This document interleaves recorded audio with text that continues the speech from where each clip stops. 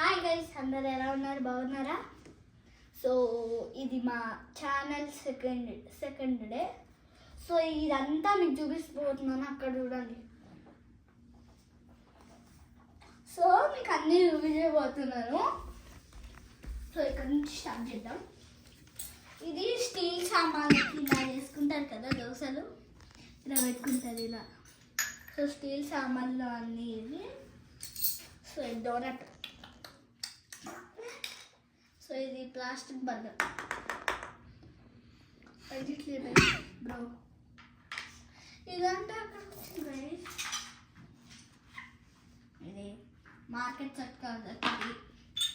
ఇది టీ తాగడానికి గిన్నె. పెట్టమ్మా.